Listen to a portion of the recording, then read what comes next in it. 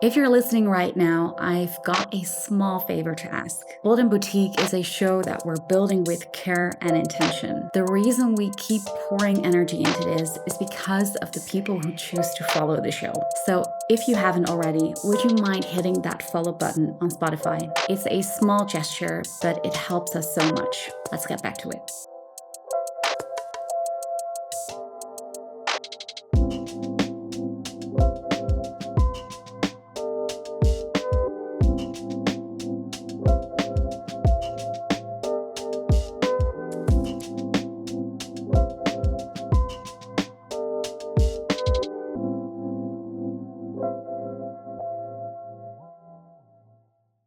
Imagine your brand has a spokesperson, someone who never sleeps, someone who's 24/7 available and engages with customers in real time.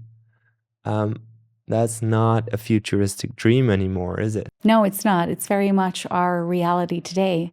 Yeah, we're seeing already AI-powered brand ambassadors in action across various touch points. Think about virtual assistants in our car, for example, like those that help you with navigation and entertainment and hands-free communication. And you have one in your pocket right now, probably on your smartphone. AI-driven assistants that can like manage everything from like scheduling to personalized recommendations. I mean, I think it's everywhere from customer service where AI chatbots like handle these inquiries, provide support, etc., to social media where influencers are becoming more prominent brand ambassadors even. Yeah, I've seen virtual influencers on Instagram, and I even got connection requests on LinkedIn. So it's really fascinating to see how fast this is going. Why do you think there is so much interest in virtual brand ambassadors and virtual characters? I think for various reasons, but it depends a bit on the use case. Like, for example, virtual assistants can be extremely efficient, optimizing functionality and accessibility and the overall user experience.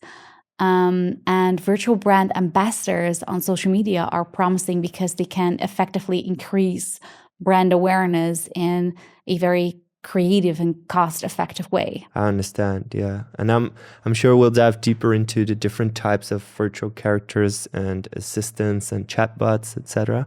But I'd love to start with virtual influencers or virtual brand ambassadors, and how they operate and how they change branding and marketing.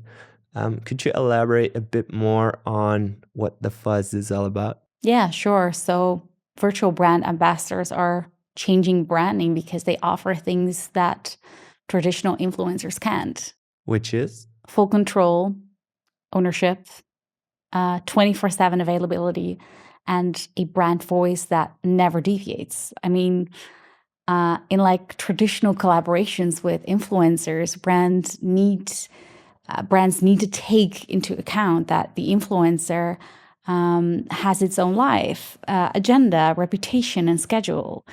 A virtual brand ambassador is not a person, of course, so they don't have to worry about that. You just get like a spokesperson who ideally perfectly embodies the brand identity, one that like responds in real time and can engage with like audiences at scale. Mm-hmm.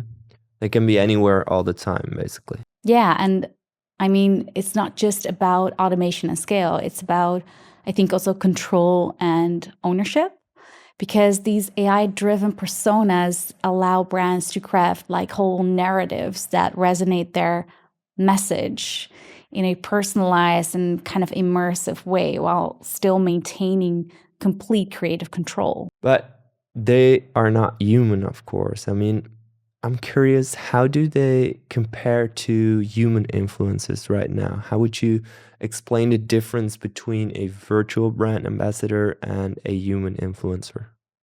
Well, unlike human influencers, virtual brand ambassadors are custom built for a brand's unique vision. They don't have personal biases, they don't make unpredictable choices, and they never work with competitors. So this means no brand risks getting overshadowed by an influencer's personal life or shifting priorities. And I think besides that, virtual brand ambassadors can technically speak almost any language, which is quite powerful when you are trying to reach cross-cultural audiences. And that's impossible to match for human influencers, isn't it? Not impossible, but I mean, if they have the resources to take advantage of technologies like language transfer technology, like text-to-speech and voice cloning, it's definitely possible.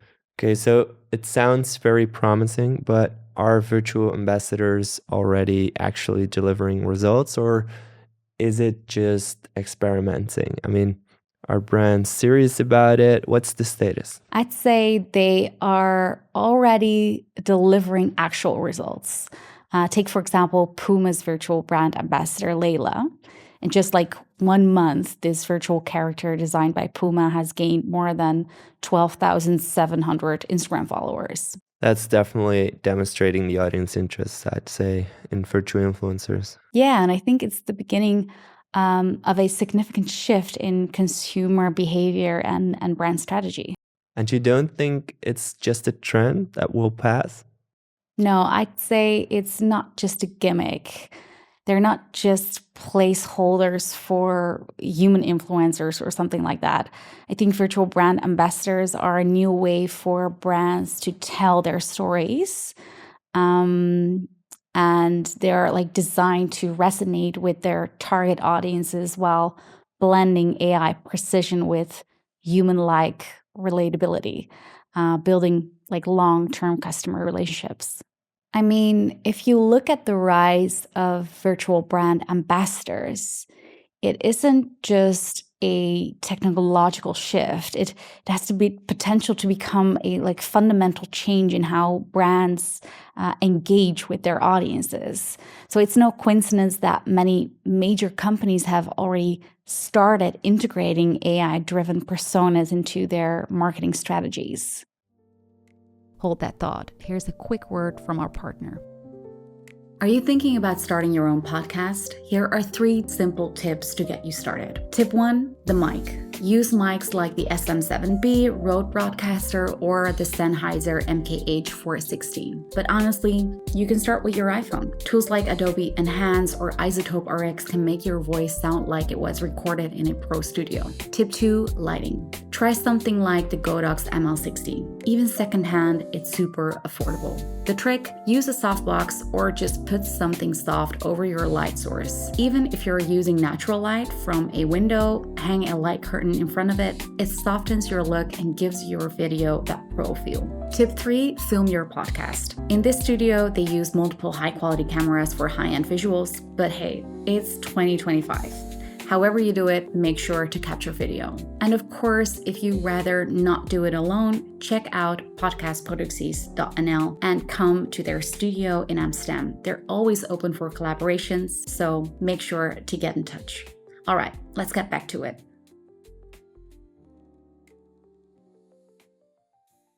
So you're saying virtual brand ambassadors might be part of a larger reinvention of branding itself. Yeah, there are so many things changing because of advancements in AI technology.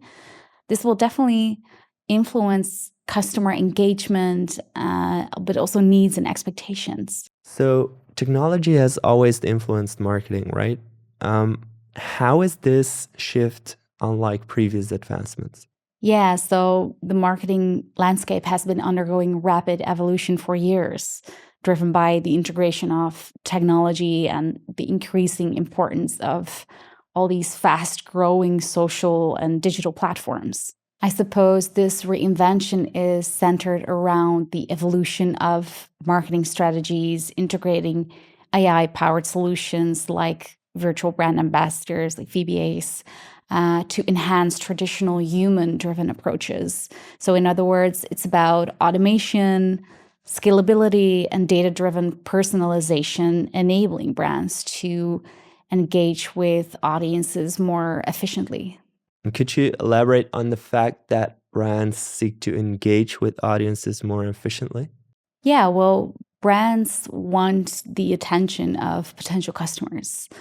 And the goal is to get this attention efficiently. So the importance of the shift lies in the potential to address several critical challenges faced by brands, including cost inefficiencies, lack of control over human influencers, and even like the need for real-time engagement in this really fast-paced digital environment. Marketing is no longer confined to static strategies planned for months in advance. It has become like this dynamic minute by minute practice of capturing attention in a world where consumers are bombarded with content. And in this reality, virtual brand ambassadors can be a very interesting asset. Exactly. They are highly customizable, always available, and capable of interacting with audiences around the world. They're often literally designed to maximize engagement and inspire audiences. And they're not limited by human traits, right? I mean, they can be everything you want them to be. Yeah, so in general, a virtual brand ambassador is an AI-driven digital personality created to represent and promote a brand online or in a virtual world even. And as you mentioned, unlike human influencers, they are not bound by physical or temporal limitations. Yeah, but I mean, they can be literally anything, right? An animation, an animal, or even an elf or whatever. Yeah, and they can take various forms from hyper-realistic avatars to stylized animated characters. They can exist anywhere on social media platforms, websites, even like augmented reality experiences. So you could get quite creative when you're designing a virtual brand ambassador. Yeah, but you also want to make sure to create something compelling. I think that's the biggest challenge, right? I mean, why would people care? You mean, why would people want to interact or follow a non-existent character online? Exactly. If they aren't real, why on earth would they have the potential to gain like millions of followers or whatever? This is exactly how people react, right? Who would actually follow something that isn't real, something like entirely made up? And I get that, to be honest. Sure. However, if you look at history and current trends, they tell a totally different story. I think humans have long been captivated by fictional characters and fantasy worlds.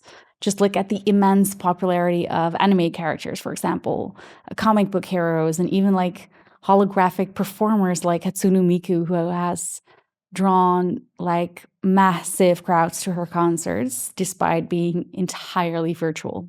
And do you think that this emotional connection comes from the character itself, or is it more like the story surrounding it? I think it's the combination.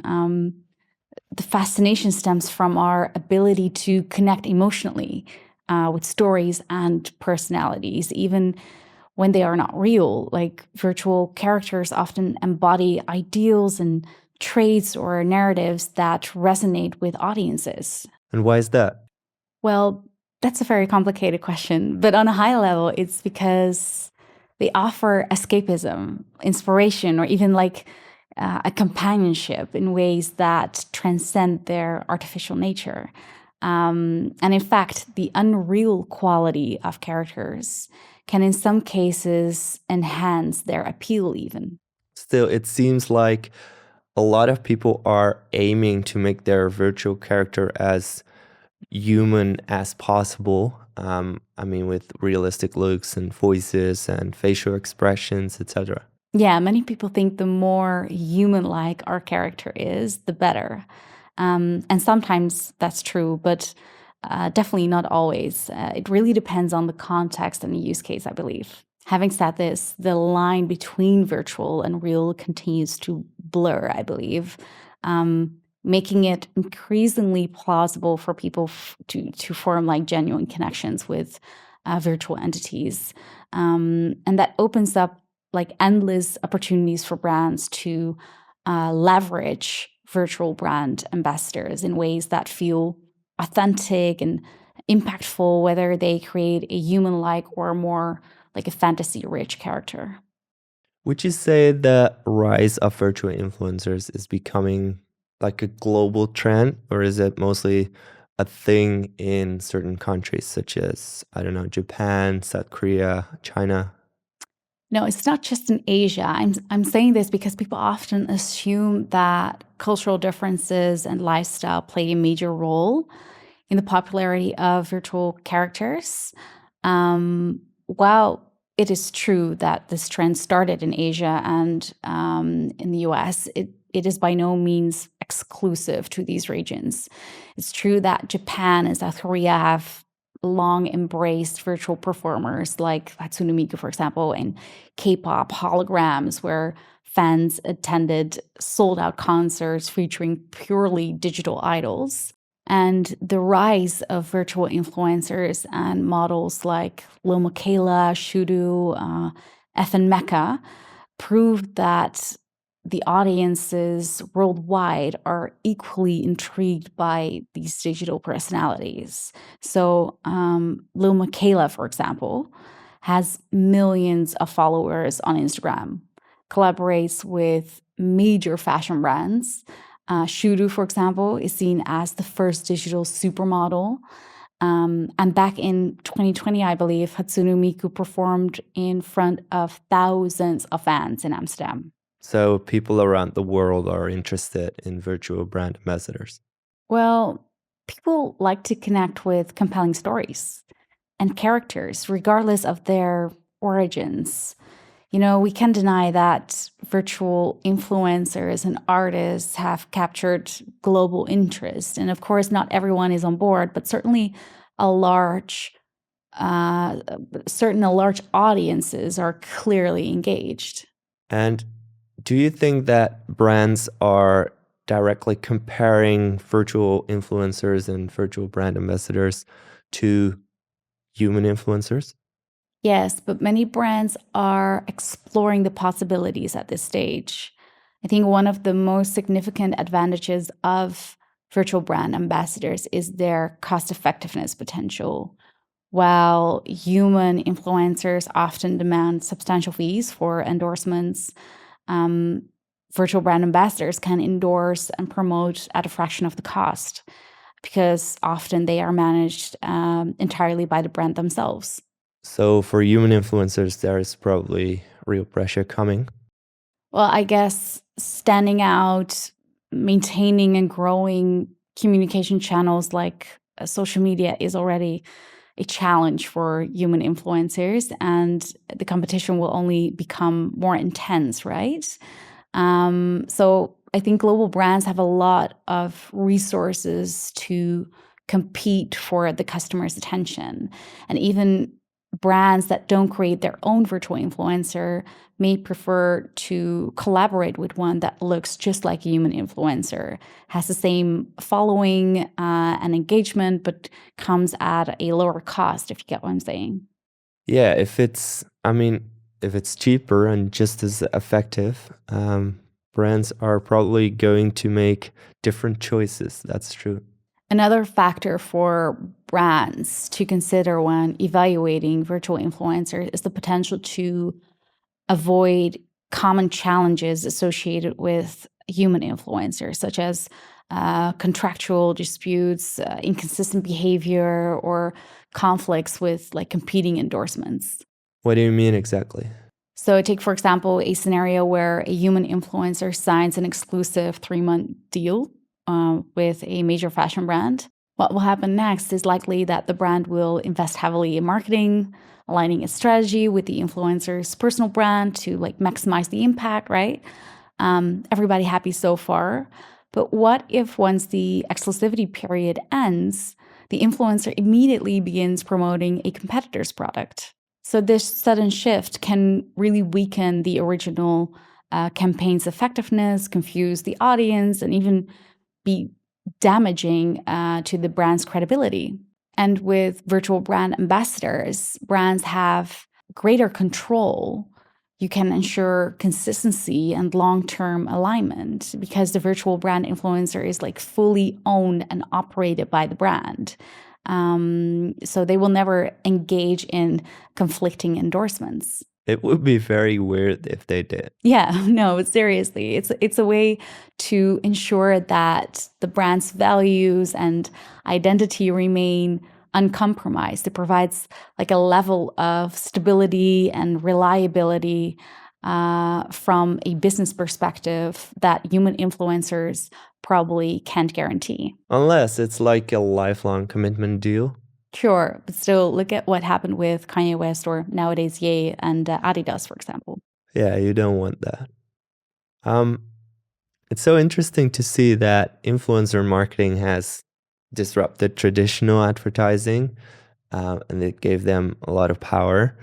And now it seems that AI is starting to disrupt influencer marketing or change it. Perhaps brands are becoming less dependent on human influencers now, in the future. Yeah, there's no doubt that social media has become the most significant marketing opportunity over time. But it also highlights a potential risk for more traditional brands relying on human influencers. How come? So consider a scenario where a company pays a prominent content creator, like Mr. Beast, for example, a substantial amount to promote their product.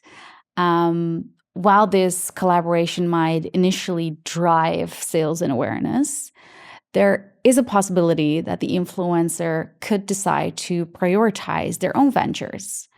For example, instead of continuing the partnership, they might launch a competing product capitalizing on their audience. You think that's really plausible?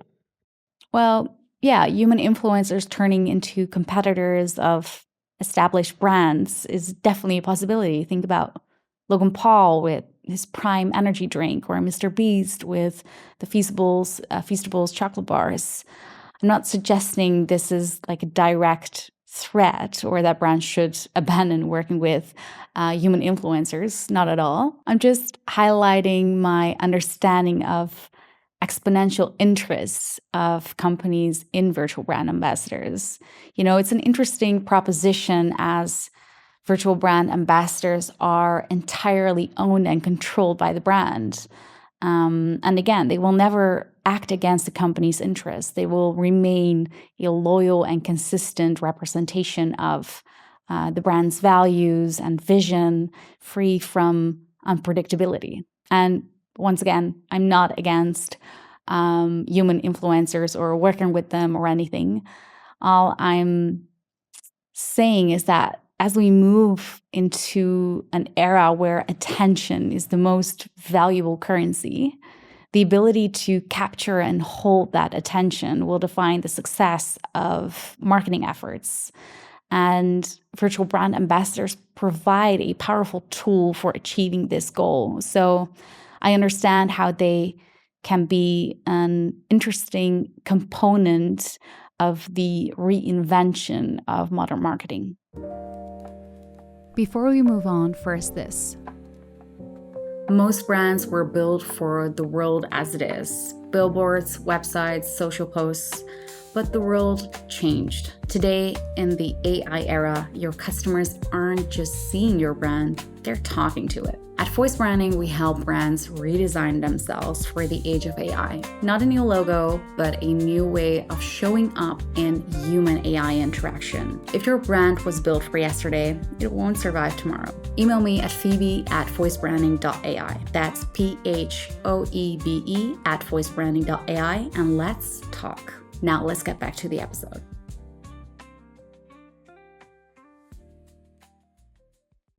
Are there any case studies out there that either successful or failures of virtual brand ambassadors that really illustrate how the space is evolving?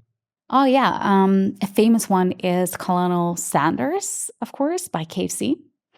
I think he was called CGI Sanders and was basically a virtual brand ambassador on Instagram. posting images of his lifestyle, work, social activities, etc. Frequently spotted with KFC branded gear or food, of course. And although I think the campaign was successful, KFC had planned it for that to be more of a short-term virtual brand ambassador initiative rather than a long-term, in-depth narrative. Yeah, I know that one. I think humor played definitely a big role in this campaign. Yeah, another cool example is Liv, also designed to be taken a bit more seriously. So Liv was the virtual ambassador of car manufacturer Renault. So they introduced Liv to promote, I believe it was the Renault Kadjar SUV. At the time, it was quite an innovative approach in the automotive industry to aim to connect with audiences by showcasing genuine human experiences through a virtual figure, if you ask me. Yeah, but in general, I think there's always a lot of innovative stuff happening in the automotive industry. Um, Also, for example, voice technology in recent years that has been shaping the driver's experience as well. Hmm. Do you know any other use cases in the automotive industry? Sure. Have you ever said, "Hey, Mercedes," in any recent Mercedes models? You'll get a response from Mercedes's in-car voice assistant. By combining advanced voice recognition with conversational capabilities, it enables the user to speak to their car, and not just for fun. It gives the user, or it gives the driver, control over vehicle functions as well, all through conversational interactions that start to feel more and more human. It's so fascinating that a voice can become like a representation of a brand. I think this is something quite important that people sometimes underestimate. Yeah. So when people hear a voice, they instantly form an impression of the character and the personality behind it. Um, like within seconds, they make judgments based on the voice's tone, style, and like delivery. And that's why selecting a voice that represents a brand in a user experience requires really careful consideration. Because, if a branded voice plays like a central role in the experience, it functions as a brand ambassador, conveying the identity, its values, even without visual presence. And can you think of any other use cases where a voice shapes perception and represents the brand without visual representation? Sure. For example, McDonald's has been exploring the integration of AI into its drive-thru operations to enhance efficiency and customer experience. I believe in 2021, the company developed an automated order taker, like the system, aiming to streamline the ordering process. And I believe the AI order taker was a voice assistant designed to improve the user experience that represented the brand. And do you have any other examples, maybe from other industries? Yeah, another great example is from travel company TUI, I believe. They have introduced Lena, an innovative AI explorer designed to inspire travelers with content on social media. And it's interesting to point out that TUI, the company, stresses that it does not replace human influencers, but complements them by delivering rapid and relevant travel insights. Oh yeah, that's interesting. Why do you think they explicitly mention this? I don't know exactly. All I know is that TUI has explained it in this way when they were introducing Lena in response to the growing acceptance and benefits of AI technology. Right. And do you know anything about how Lena was designed? I know that a test panel of 2,000 respondents selected Lena as the AI explorer. and the new phase of TUI from, I think, 5 different profiles, which makes me also curious about the other profiles. And I also read that the participants embraced the possibilities Lena offers, but emphasized that transparency is essential. So Lena must clearly indicate that she is an AI, or at least that's what people think they want. Okay. I'm also curious to know how these initial 5 profiles were designed in the first place. But anyways, you also already mentioned Layla, right? The virtual brand ambassador by Puma. Yeah, and that's just another great example as well. And there's also like a lot you can read about this project online, such as that Layla represents an approach to brand storytelling by combining technology and inclusivity and cultural diversity, I believe. For example, her name, inspired by Arabic heritage, reflects a global perspective and highlights themes of empowerment, creativity, and the fusion of human values with technology. Okay. And does she just post pictures on Instagram or? Not just pictures, but also animated campaigns and interactive social media content, I believe. You spoke about a couple case studies in which companies created their own virtual brand ambassadors, but I imagine there are also case studies where virtual influencers created by like individuals or agencies are used by brands or companies to collaborate with, right? Oh, yeah, for sure. For example, I believe H&M worked with Aitana Lopez. I hope I pronounced that right. But which is a virtual influencer who has over 200,000 followers. I believe they also worked with Cookie. And Cookie has also modeled for like top luxury brands and appeared in Italian Vogue, by the way.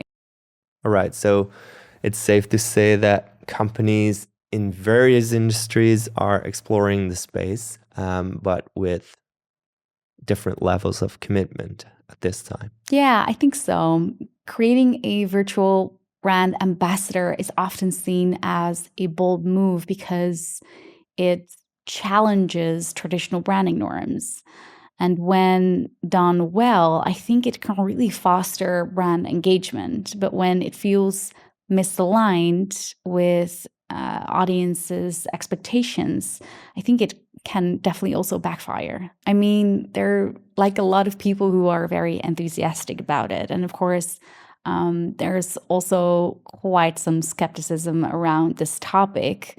I think success of virtual brand ambassadors really depends on the execution, the audience perception, and the brand's ability to sustain meaningful interactions over time.